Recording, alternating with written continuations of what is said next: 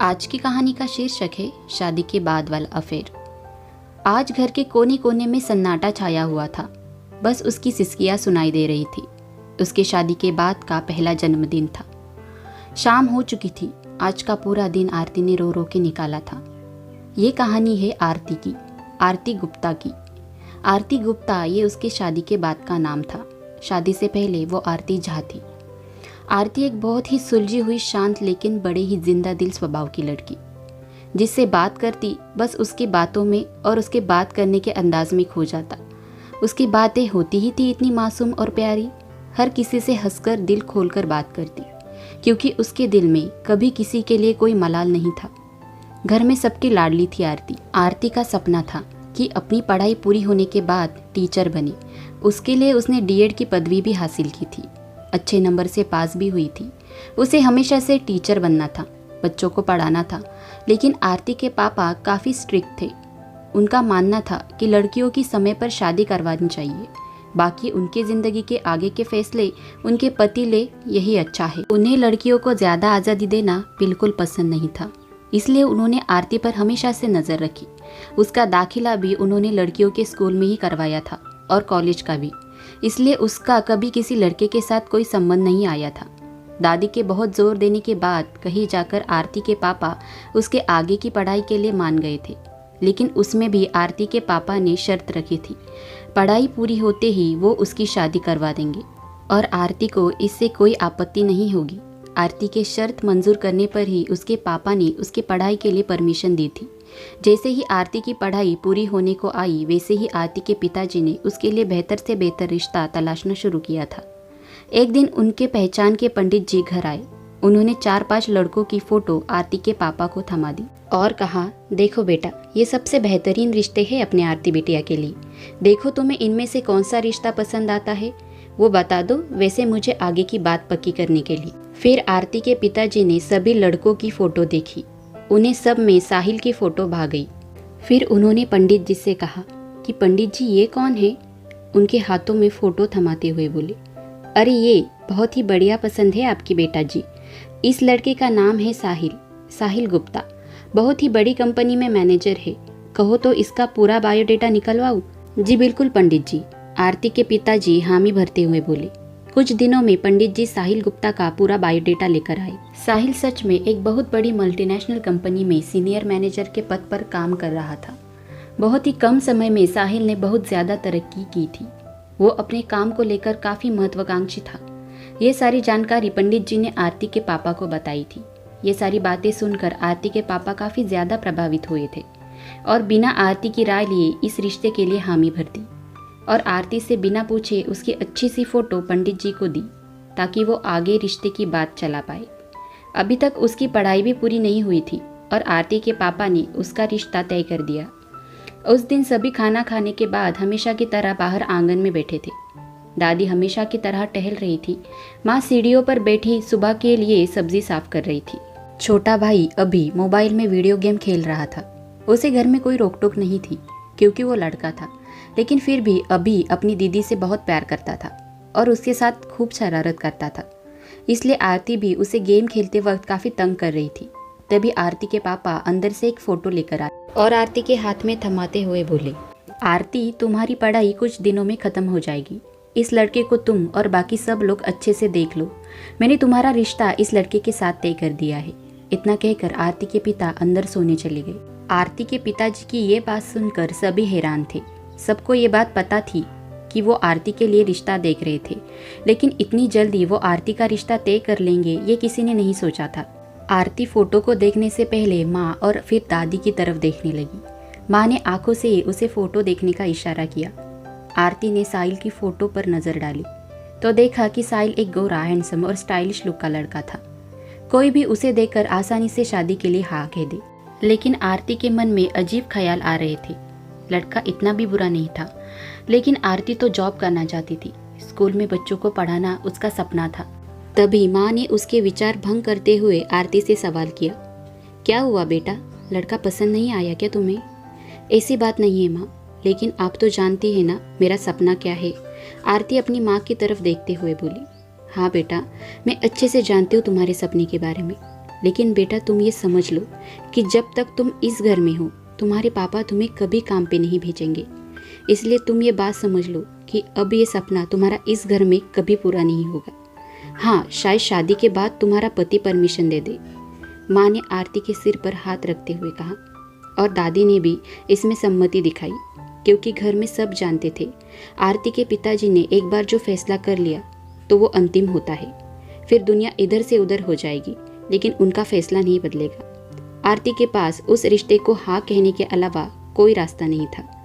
ऐसे ही तो शर्त रखी थी पापा ने, और आरती ने मानी भी थी। देखते ही देखते लड़के वालों की तरफ से भी हामी का जवाब आया।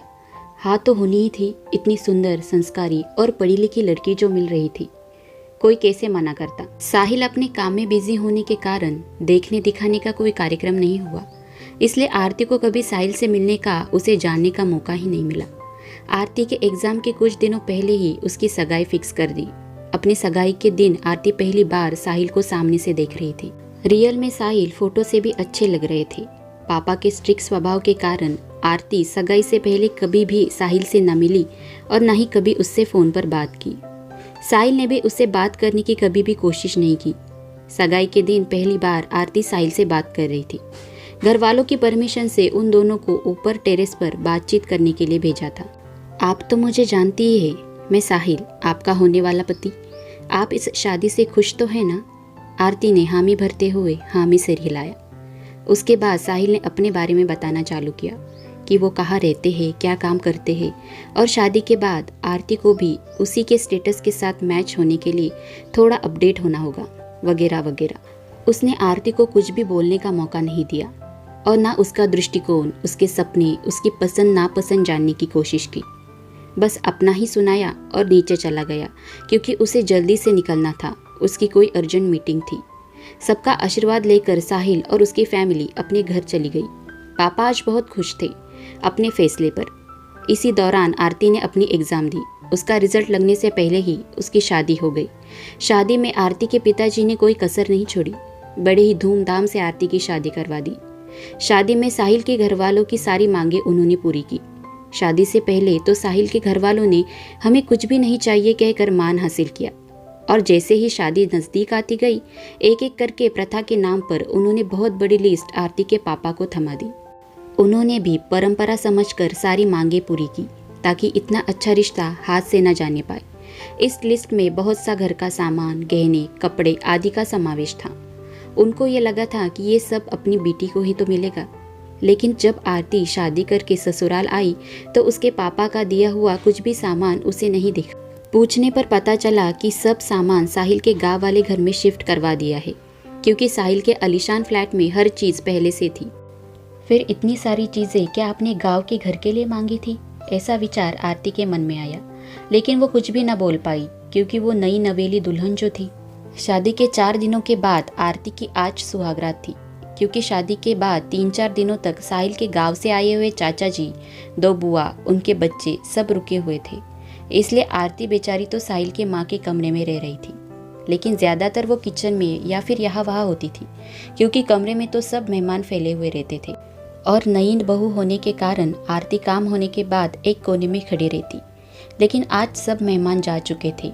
आज आरती ने सब काम जल्दी जल्दी से पूरे कर दिए, ताकि वो अच्छे से तैयार हो सके। हर लड़की के जीवन में आज के दिन को लेकर कई सारे सपने होते हैं। वैसे तो साहिल रात 8 बजे तक आ जाता था, लेकिन आज 9 बजकर जा चुके थे, लेकिन साहिल अब तक घर वापस नहीं आया था। आरती ने आज साहिल के माँ से पूछकर सब साहिल का मनपसंद खाना बनाया था, लेकिन बहुत देर हो गई थी, लेकिन साहिल ऑफिस से वापस नहीं आया था। आरती तो सोफे पर बैठकर इंतज़ार करते करते सो गई। जब उसकी आँख खुली तो साहिल खाना खाकर अपने कमरे में आकर सो गया था।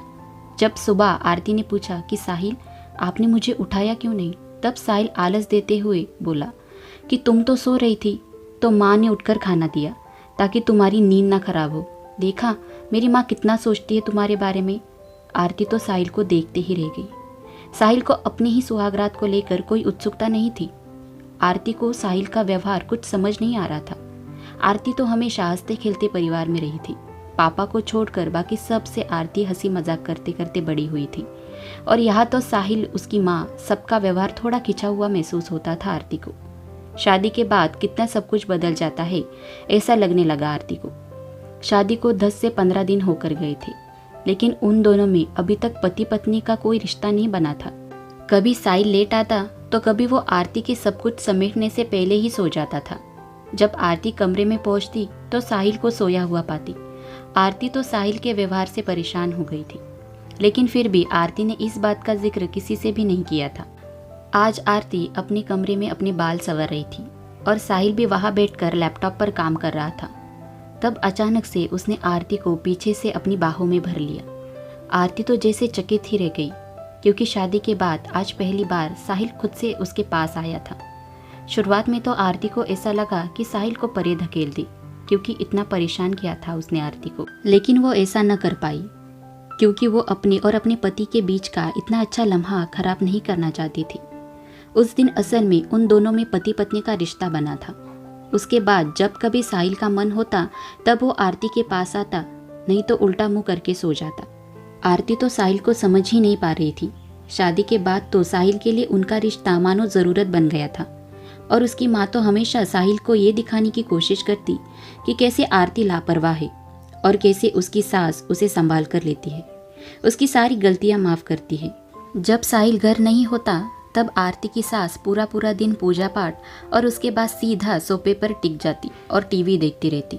जैसे ही साहिल के आने का वक्त होता वैसे ही वो जानबूझकर कुछ ना कुछ काम करने बैठ जाती, ताकि साहिल आकर आरती को गुस्सा करे और फिर उसकी सास समझदारी का नाटक कर साहिल को चुप करने का नाटक करती। अब ये सारी चीज़ें तो मानो आरती का रूटीन सा बन गई थी।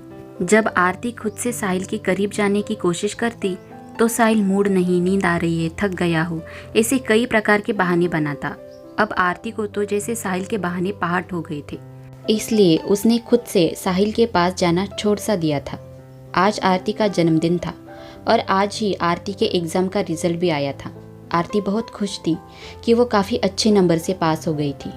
उसका रिजल्ट उसकी फ्रेंड मीना ने चेक करके बताया था और साथ में ये भी बोली कि आरती, मेरे पास तुम्हारे लिए एक अच्छा सा बर्थडे गिफ्ट है। फिर उसने कहा कि मैं जानती हूँ कि तुम्हें हमेशा से एक स्कूल टीचर बनना था, इसीलिए मेरे पास एक स्कूल पर जॉब की वैकेंसी है। मेरी स्कूल की एक दोस्त है, वो यही तुम्हारी मुंबई में स्कूल पर टीचर है। उसी के स्कूल में एक टीचर के लिए जगह है। उनके स्कूल की एक टीचर अचानक जॉब छोड़कर चली गई, इसलिए वो मुझे आने के लिए कह रही थी। लेकिन तू तो जानती है कि मैं गांव में रहती हूँ और यहाँ से मुंबई में जॉब के लिए मम्मी पापा कभी अलाउ नहीं करेंगे, इसलिए मैंने उसे तुम्हारा नाम सजेस्ट किया है। बहुत ही अर्जेंट में उन्हें टीचर चाहिए, तो तू एक बार जाके देख ले, तेरा ज़रूर सिलेक्शन हो जाएगा। और अपनी तो जान पहचान भी है, तेरा ज़रूर काम बन जाएगा। तुम ज़रूर जाना वहाँ इंटरव्यू के लिए। मैं तुम्हें अपनी दोस्त का नंबर देती हूँ। ये बोलकर मीना ने फ़ोन रख दी। जन्मदिन के मौके पर आज आरती को बहुत ही अच्छा तोहफा मिला था, इसलिए वो काफ़ी खुश थी। आज आरती को ये भी लगा कि ज़रूर साहिल उसे कुछ ना कुछ सरप्राइज़ देंगे, क्योंकि शादी के बाद का उसका पहला जन्मदिन था और आज ही वो अच्छा मौका देखकर साहिल से स्कूल पर जॉब करने की परमिशन भी मांगने वाली थी। इसलिए उसने सुबह सुबह साहिल को चाय दी। आरती को तो आशा थी कि साहिल रात को 12 बजे ही उसे विश करेगा, लेकिन ऐसा कुछ भी नहीं हुआ। उसे बुरा लगा, लेकिन उसने सोचा कि जाने दो, बेचारा थक गया होगा, अभी नहीं लेकिन सुबह तो ज़रूर विश करेगा। लेकिन सुबह आरती इंतज़ार करके थक गई, लेकिन साहिल ने आरती को विश नहीं किया। विश भी कैसे करता जब उसे याद ही नहीं था। शादी के लिए तो पूरा बायोडेटा दिया था, उसमें आरती की बर्थ डेट भी थी। साहिल तैयार भी हो गया था ऑफिस के लिए और नाश्ता करने के लिए वो डाइनिंग टेबल पर आया। तभी आरती ने खुद से ही साहिल को बताया कि उसका आज जन्मदिन है। साहिल ने उसकी तरफ देखा और हंसते हुए उसकी तरफ हाथ बढ़ाते हुए उसे बर्थडे विश किया, जैसे कि वो कोई पराई औरत हो। आरती तो देखते ही रह गई। साहिल जाने ही वाला था कि आरती ने उसे पीछे से रोका और बोली, साहिल, मुझे आपसे बात करनी है। मैं रात में ही आपसे बात करने वाली थी, लेकिन आप मेरे आने से पहले ही सो गए थे। जल्दी बोलो आरती, मुझे देर हो रही है। तुम्हारा तो हमेशा का ही नाटक है, पीछे से टोकना। अभी जल्दी बोलो, साहिल घड़ी देखते हुए बोला। बहू ऐसे पीछे से नहीं टोका करते बेटा, आरती की सास बीच में अच्छेपन का दिखावा करते हुए बोली। माँ जी, मेरा बहुत इंपॉर्टेंट काम है, इसलिए रोकना पड़ा। वो मेरा आज ही रिजल्ट आया है और मैं अच्छे नंबर से पास भी हो गई हूँ। अच्छा, तो ये इम्पोर्टेंट काम था तुम्हारा, साहिल चिढ़ते हुए बोला। साहिल, मैं बता रही हूँ, आप प्लीज़ मेरी पूरी बात सुनिए। मुझे जॉब के लिए एक जगह पर बुलाया है, वहाँ मेरी जान पहचान भी है, तो मेरा काम बन जाएगा। तो क्या मैं जा सकती हूँ? वहाँ मुझे कल ही जाना होगा, अर्जेंट वैकेंसी है। आरती बहुत ही व्याकुलता से बोल रही थी। हो गया तुम्हारा या और कुछ बाकी है? साहिल इग्नोर करते हुए और अपनी आंखें बड़ी करते हुए बोला। साहिल, मतलब ये बहुत इम्पॉर्टेंट है मेरे लिए, आप ऐसा क्यों बोल रहे हो? और ये सारी बातें मैं आपसे नहीं तो किससे कहूँगी? आरती ज़रा चिढ़ते हुए बोली। तुम्हें इस घर में किस चीज़ की कमी है? क्या तुम्हें यहाँ 3 वक्त का खाना नहीं मिलता? अब बात तुमने ही निकाली है तो सुनो, मेरे घर जब तुम्हारा रिश्ता आया था तभी मैंने तुम्हारे पापा को बता दिया था कि मुझे ऐसे लड़की से शादी करनी है जो मेरा, मेरी माँ का और मेरे घर का ख्याल रख सके। वरना मुझे और भी कई रिश्ते आते थे, सभी लड़कियां अच्छे पद पर बड़ी कंपनी में काम करने वाली थी, तुम्हारी तरह टीचर नहीं बनी हुई थी। लेकिन मैंने तुमसे शादी करने का फैसला लिया क्योंकि तुम्हारे पापा ने मेरी शर्त मानी और कहा कि तुम कभी कोई जॉब नहीं करना चाहती हो, इसलिए मैंने तुमसे शादी की। और अब तुम ये सब बोल रही हो। मैं ना सब कुछ समझता हूँ, तुम जैसे छोटे शहर की लड़कियों को शादी से पहले तो कुछ नहीं बोलती हो तुम, और जैसे ही शादी करके आ जाती है तो वैसे ही तुम लोगों के रंग और तेवर ही बदल जाते हैं। घर में काम ना करना पड़े इसलिए ये जॉब वगैरह के बहाने सोचते हैं तुम लोगों को, ताकि तुम जॉब के बहाने बाहर मटर गश्ती करती फिरो और तुम्हारे पीछे घर में मेरी माँ काम करती बैठे। ये कहते हुए साहिल आरती के पास आया और जोर से उसका हाथ पकड़ के और अपने दांत घींचते हुए बोला, देखो मैं तुम्हें पहले से ही बता रहा हूँ, अगर तुमने इस घर से बाहर पैर भी रखने की हिम्मत की तो तुम इस घर में फिर से आने के बारे में भूल ही जाना और अपना बोरिया बिस्तर उठा के अपने बाप के घर चले जाना। वहाँ से तुम्हें कहाँ जाना है वहाँ चली जाना, समझी? और उसने जोर से आरती को धक्का दिया। इसके कारण आरती सोफे पर जाकर गिर गई। ये सारा खेल आरती की सास पीछे से देख रही थी। उनके मन में तो लड्डू फूट रहे थे। आरती की सास को एक बार भी नहीं लगा कि उन्हें साहिल को रोकना चाहिए, बल्कि उन्हें अपने बेटे की इस करतूत पर गर्व महसूस हो रहा था कि कैसे उनके बेटे ने उसकी तरफदारी की। यहाँ आरती का हाल बुरा था, उसका हाथ पूरा काला नीला हो गया था। आरती वैसे ही अपना हाथ पकड़ते हुए अपने कमरे में चली गई। आरती की आंखें पानी से भरी हुई थी। उसके दिल में दर्द सा महसूस हो रहा था, जैसे किसी ने हजारों छुरियां चला दी हो। गला भर चुका था, समझ नहीं आ रहा था कि क्या हो रहा है। बेचारी अंदर से टूट चुकी थी। आज उससे उसकी आज़ादी पूरी तरीके से छीन ली थी मानो किसी ने। उसका सपना टूट गया था और सबसे दुख की बात तो ये थी कि साहिल, उसका पति, उसके जीवन का हमसफर, जिस पर उसने इतना भरोसा किया, प्यार किया, अपना सब कुछ उस पर न्यौछावर किया, आज उसका ऐसा रूप उसे देखने को मिला जो कभी उसने सपने में भी नहीं सोचा था। आज आरती का सब कुछ खत्म हो गया हो ऐसा महसूस हो रहा था।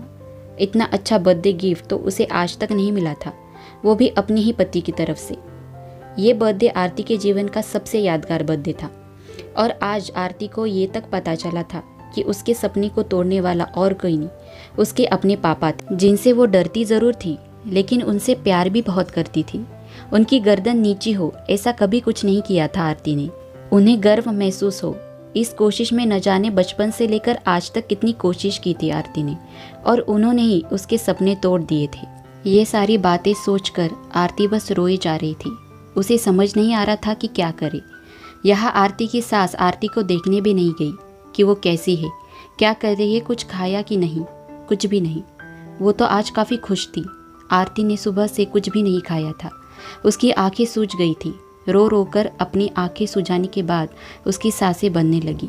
सोचा ज़रा खुली हवा में जाएगी तो अच्छा महसूस होगा, इसलिए वो अपने आलीशान फ्लैट से निकलकर बाहर बीच पर आ गई। उसके बिल्डिंग के आगे से रोड क्रॉस करने पर वहीं से बीच शुरू हो जाता था। वो अपने ही गम में खोई हुई वैसे ही अपने विचारों की तंद्री में जैसे तैसे रोड क्रॉस करके बीच पर समुंदर के किनारे पहुंची। वैसे ही आगे होती हुई वो लहर जहाँ आकर ठहर रही थी वहाँ आकर आरती खड़ी हो गई। एक एक लहर आकर उसके पैरों को छूकर जा रही थी, मानो जैसे उसके पैरों को मासूमियत से सहला रही हो। यहाँ आकर आरती को बहुत ही हल्का महसूस हो रहा था। अब आरती ने अपनी आंखें बंद कर ली। उसकी भावनाओं के सागर में फिर से यादों की लहर उठने लगी। उसे अब उसके मायके के दिनों से लेकर शादी के बाद अब तक जो भी उसके जीवन में घटा वो सारी यादें उसके आंखों के सामने खड़ी हो गई थी। इसी सोच में आरती को समय का कोई ध्यान ही नहीं रहा। सूरज ढल चुका था और जैसे जैसे शाम हो रही थी वैसे वैसे समुंदर का पानी बढ़ने लगा। आरती तो बस अपने ही विचारों में खोई हुई वहाँ खड़ी थी। कब उसके पैरों को छू जाने वाली लहरें उसके घुटने तक पहुंच गई, आरती को कुछ ध्यान ही नहीं था। आरती के घुटने तक पानी बढ़ चुका था। सब आरती को देख रहे थे, लेकिन किसी ने भी आरती को बताने की जहमत नहीं की। इतने बड़े शहर में किसी को किसी से कोई लेना देना नहीं था, बस सब अपने में ही मग्न। अब आरती आधे पानी में थी। तभी एक लड़का वहाँ जॉगिंग के लिए आया था। उसने आरती को देखा, लेकिन उसने भी आरती को देखकर नज़रअंदाज कर दिया, क्योंकि उसे ऐसा लगा कि कोई लड़की अपने शौक से वहाँ स्टंट करने के लिए खड़ी है। जाते जाते मन ही मन में बोला भी, क्या हो गया है आजकल की लड़कियों को भी, फेमस होने के लिए अपनी जान की परवाह भी नहीं करते। ज़रूर कोई वीडियो बना रही होगी। और वैसे ही वो आगे बढ़ गया। लेकिन जब वो एक राउंड पूरा करके फिर से वहाँ से गुजर रहा था, तो उसने फिर से आरती को वहीं पाया। इस बार रुका और उसने यहाँ वहाँ देखा, तो वहाँ कोई कैमरा नहीं था और आरती के घुटनों के ऊपर पानी चला गया था। उसने आजू बाजू देखा तो कोई पुलिस कर्मचारी जो हमेशा होते थे, वो आज कहीं दिख नहीं रहे थे। अब उस लड़के को टेंशन होने लगी कि कहीं ये लड़की जान तो नहीं देने जा रही, इसलिए उसने अभी ज़रा भी देर न करते हुए आरती के पास जाने के लिए दौड़ लगाई और उसने आरती को आवाज़ देना चालू किया। लेकिन आरती तो अपने ही विचारों में थी, उसे कुछ सुनाई भी नहीं दे रहा था। अब उसे समझ आ गया था कि आवाज़ देने से कोई फ़ायदा नहीं है।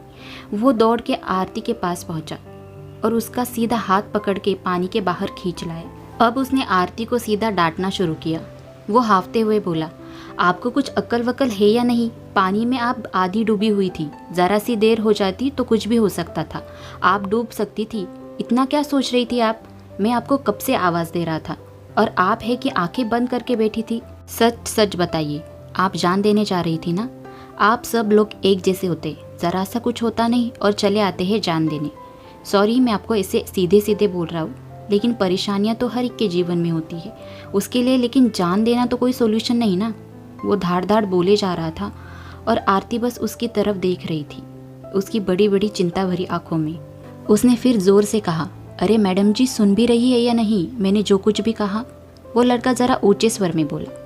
आरती ने उसके नज़र से नज़र मिलाई और बड़े ही ठंडे स्वर में बोली, मुझे बचाने के लिए धन्यवाद, लेकिन मैं जान देने के लिए यहाँ खड़ी नहीं थी।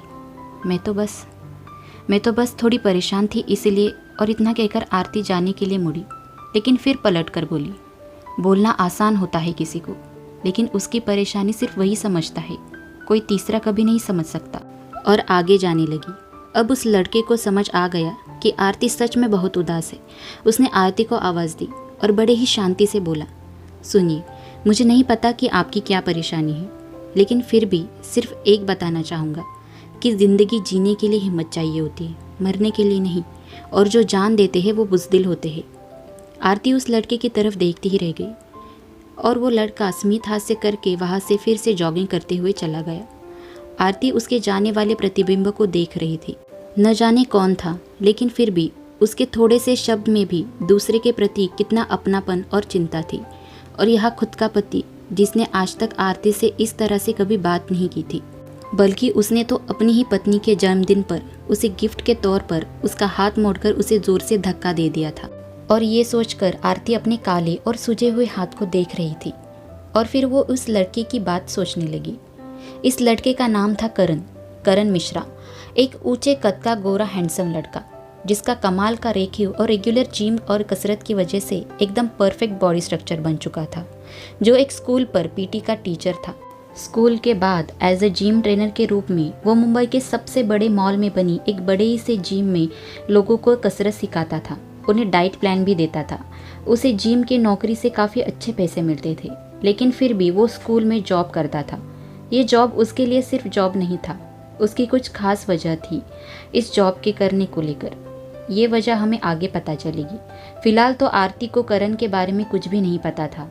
उसे करण की बातें सुनकर काफ़ी अच्छा और ऊर्जात्मक महसूस हो रहा था। उसे समझ आ गया था कि साहिल और उसकी माँ की नज़रों में उसकी कोई औकात नहीं है और साहिल ने मुझसे शादी कर एक काम वाली बाई का बंदोबस्त किया है। लेकिन मैं इतनी आसानी से हार नहीं मानूंगी। मैं कल चाहे जो हो इंटरव्यू देने जाऊंगी और अब मुझे कोई नहीं रोक सकता। मैं अपने सपनों को ऐसे बिखरने नहीं दूंगी। अब तक सब ने मेरी ज़िंदगी का फैसला लिया, पहले माँ और पापा और अब पति, लेकिन अब मेरी ज़िंदगी का फैसला मैं खुद लूँगी।